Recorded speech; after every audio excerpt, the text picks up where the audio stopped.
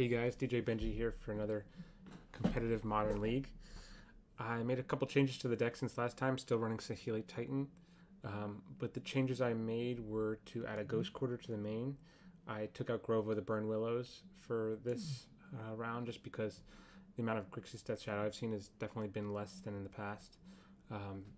That said, Tron has been a lot more. I've seen a lot more Tron, both Eldrazi Tron and Green X Tron. And then in the sideboard, I've added a third Dismember for creature combo matchups, and I'm also switching up to one Kozilek's Return, one Fire Spout, because I'm running into a lot of Mirran Crusaders and other cards where the protection against red or green has been a real problem. So without anything else, let's go and head into our first round. Okay, so we're starting game one on the play. Yes, we'd like to play first. This is an okay hand. I'll keep it. We have Azusa on the play, which is good enough. And we also have Primeval Titan, Summoner's Pact, so good action.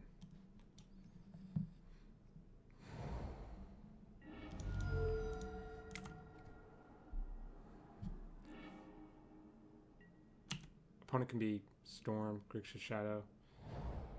Looks like Grixis Shadow.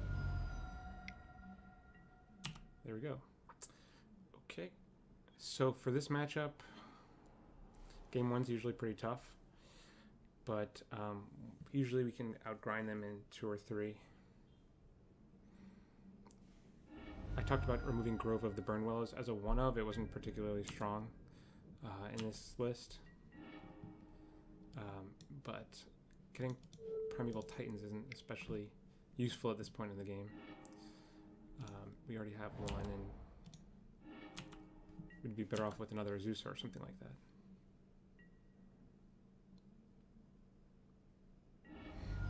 Next turn, we have the possibility of pacting for Azusa and then playing 2 lands.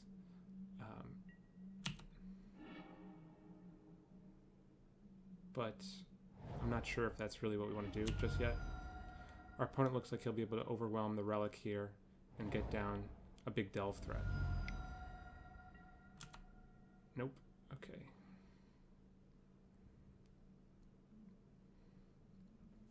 They'll probably take the Summoner's Pact because we have the redundant Titans, and Summoner's Pact can be a Titan. So by taking Pact, they remove the chance of us getting that Azusa.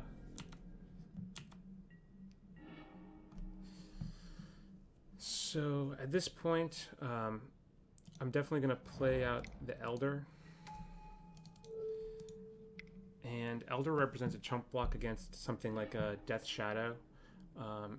But we still have to be concerned about a Delve threat. So last turn, they had 1 open mana, and 1, 2, 3, 4, 5. They had 5 open.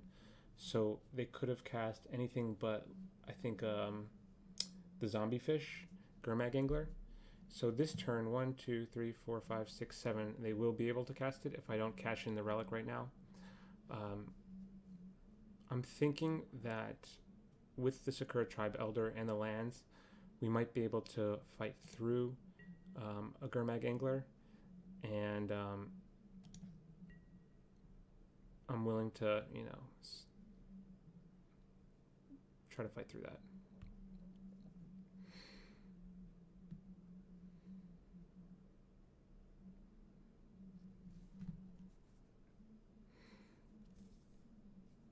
So there's no probably, you could say that it's right to preemptively crack the Relic to prevent them from being able to land something like a Gurmag Angler.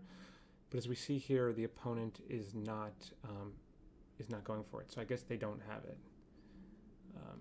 I'm not going to crack my Elder here. Again, like I said before, it's a chump blocker.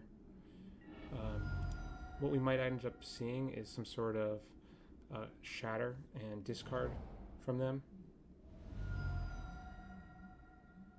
From something like a Kolaghan's Command.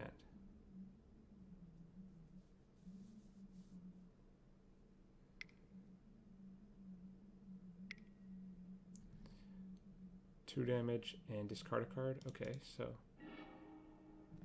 I'll do that in response. It's got a forest, and for discarding card, we'll discard Primeval Titan. Okay. Saheeli here is, you know, if I could get her down, would be pretty great because I'd be able to next turn play a fast Titan. So I'm gonna actually crack Relic here with my, well, blue. See what I get. Okay, a Scout. Not great, but not terrible. And bounce back my forest.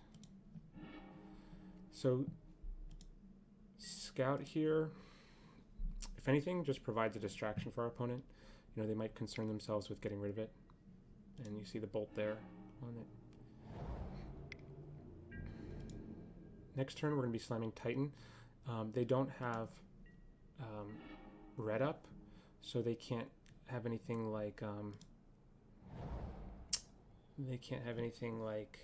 terminate right away, and they just concede. They know the Titan's coming. They saw it. Okay, so for this matchup, we're going to be bringing in Thragtusk, which is especially good because of the 5 power, is able to kill both the Tassigurs and the Gurmag Anglers. Dismember likewise, -5/-5, kills both of those threats.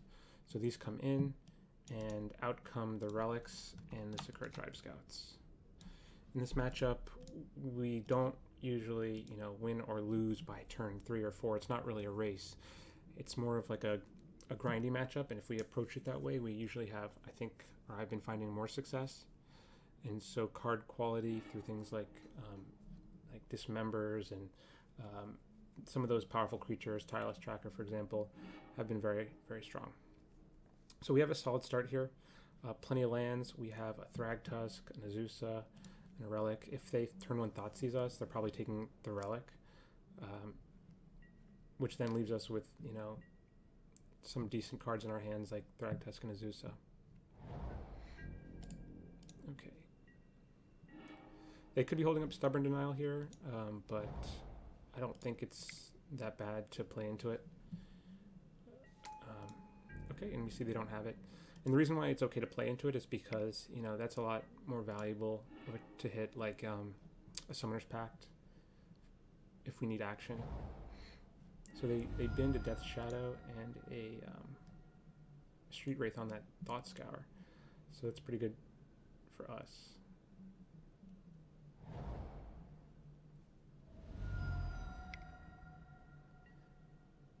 And here we go with the Thoughtseize, and I'm going to Relic in response, just so I can yield through the rest of the turn.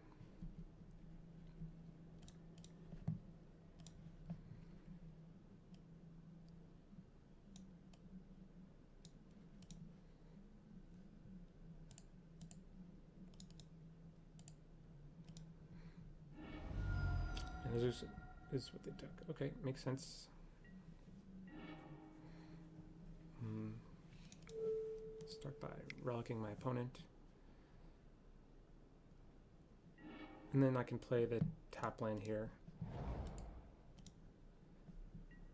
just to have it untapped next turn in case we draw something like an Azusa, which would be pretty good. Okay, opponent goes down to probably 12 here. And now we can start seeing Death Shadow out of them. And now we see a Gurmag Angler. Okay, so let's hope for something good like a Walking Ballista. Not exactly what I'm looking for, but could be a chump blocker. I also want to get down my tap lands, so what order do I want to do this in? Do I want to play it and then leave my Relic open to being shattered? They probably boarded out of things like Fatal Push, so I'm going to just play Ballista on 1 chump block, and then have the option to crack a Relic in case they do something like try to shatter it. Like 2 damage to Ballista, shatter the relic. If they play Death Shadow here, you know, they're playing into the Walking Ballista, which is also another nice thing about playing Ballista out.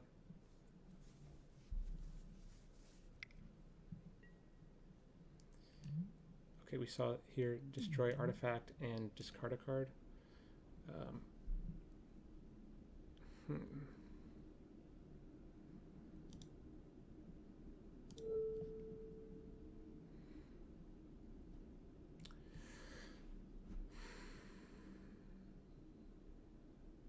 So I don't know if I really want to deal damage to my opponent here. It would grow Death Shadow. But then again, maybe we would have seen one. And we're farther away from prime time and Thragtusk trades, so I'm going to just ping them, and I'll discard my Slayer Stronghold.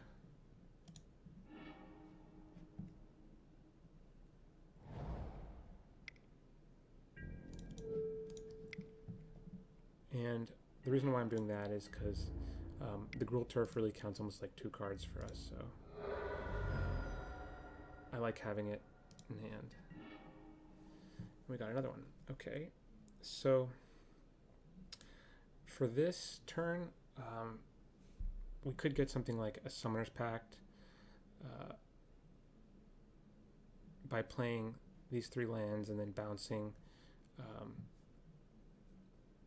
the Teleria West. But is there anything for 0 that I like really need? Maybe I can get something like, just since I have these two cards, a land, you know, that gives us 2 life or blocks for a turn. The good thing about gaining life is that it comes into play untapped. And right now our opponent's representing a 3-turn clock. So is that worth doing? It's a tough call, but I'm also leaving the relic open to being shattered. I think I like that play just because it's, you know, a 5th land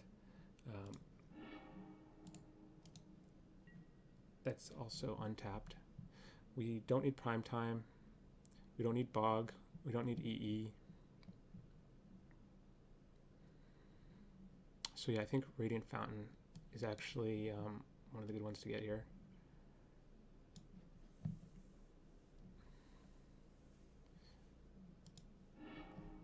And like I said, it just also extends their clock by 1 turn.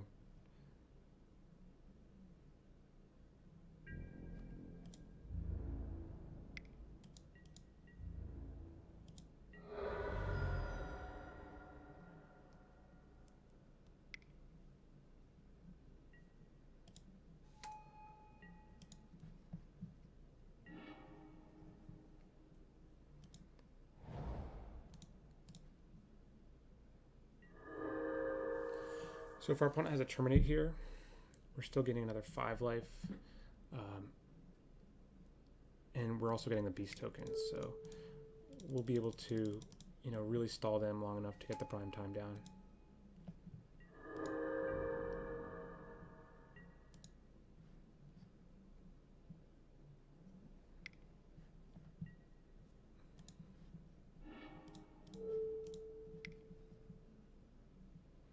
And relicking away the Lightning Bolt means they can't snap bolt the token.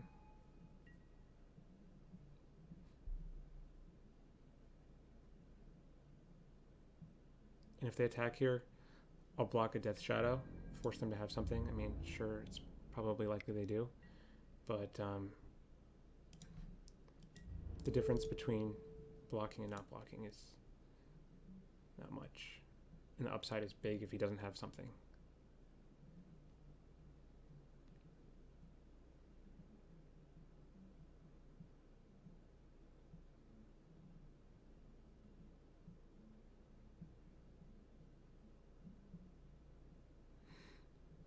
So is he, maybe he has Bolt here? No, I doubt he has Bolt. Surgical Extraction, okay. Targeting Teleria West. So unfortunately, my relic's tapped. Otherwise, you know, it's great. A great technique is relicking away their target. So this is going to make it a lot harder for us to chain Primeval Titans. But luckily we didn't discard the Primetime before. Surgical Extraction is definitely, I think, a good card to bring in against us because we have, not that many threats. And this turn we're taking 5, and next turn at least 9. Unless we have something like a jump blocking token or maybe some sort of creature to block. So Vesuva, let's crack Relic here.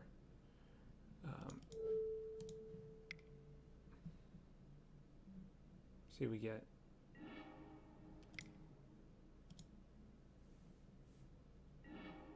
And perfect, we got exactly what I was talking about, a Colony Garden. So the following turn we'll be able to play our Primeval Titan.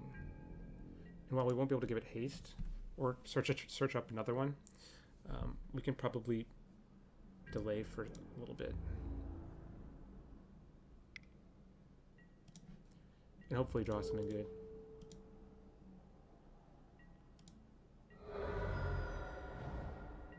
And our opponent's somewhat flooding out. Okay.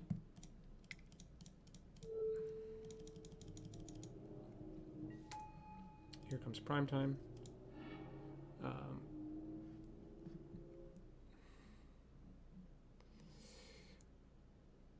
So I want to bounce the Colony Garden and then replay it. Or I can just get into play a